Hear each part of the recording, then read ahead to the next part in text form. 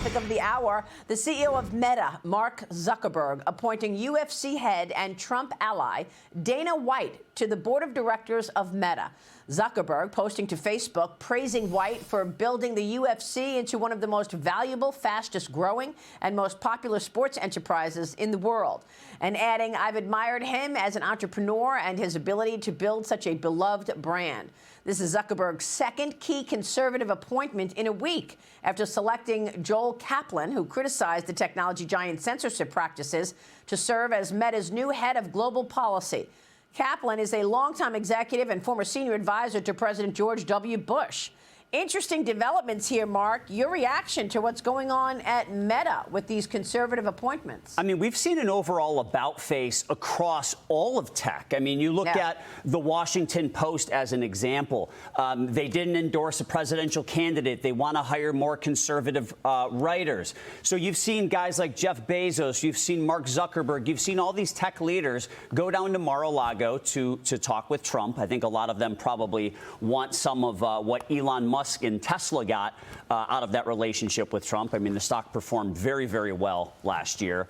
But I think a lot of these companies overall are just realizing that they can no longer just be a mouthpiece for the Democrats. They actually have to run good, solid, high-growth, profitable businesses, and having good minds on their board is important. Now, you know, the whole Dana White, Mark Zuckerberg thing, look, I think there's a bit of a fanboy element at play here as well, because Mark Zuckerberg certainly is a big UFC fan. I've seen him ringside at UFC fights. He's friends with Dana White.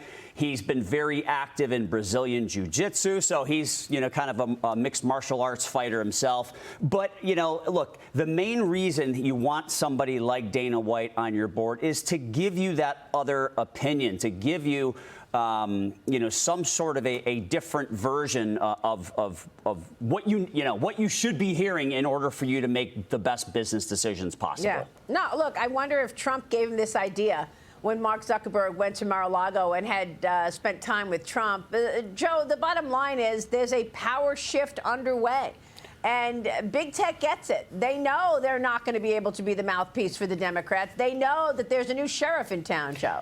Yeah, and we tend to always frame Trump's success and the things he changes in the United States in terms of politics. But in truth, it's much deeper than that. In fact, I say everything Trump has done over the last 8 years, his 4 years as president, his 4 years after his post-presidency, and now has been to shape and change the culture of America. We see late-night talk show hosts that no longer, just recently, no longer only attack the right. We've seen them sort of change their attitude. This is all a consequence of people in Trump and Trump's orbit like Dan Scavino, Alex Bruzewitz, who have made it cool and acceptable and normal again to be conservative and be on the right. And the downstream impact is that people in tech and people in other industries realize that they can't have one-size-fits-all boards that only speak the DEI, the woke narratives. No, I also think that there's more to this, Mark. They've got to correct what they've done. I mean, we all know what happened with the Twitter files. We all remember how, you know, thanks to Elon Musk, it was exposed that 1,000 people in government were working with social media to censor Americans' voices during COVID. Yeah, well, look, we saw the whole suppress and amplify thing. We saw whether culture. It was, yeah, whether it They're was. They're not going to get away with cancel culture anymore so easily. Yeah, I mean, look, whether it was Facebook or Twitter, you know, canceling President Trump's accounts at that point in time. Yeah, they have to undo what they unfortunately the problems they caused in their censorship mode, you know, 4 or 5 years ago. It certainly did not help the cause at all.